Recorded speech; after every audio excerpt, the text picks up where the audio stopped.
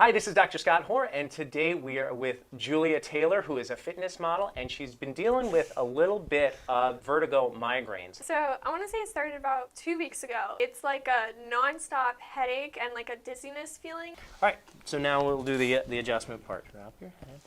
Good. Oh my. Very good. That's so scary. It was scary?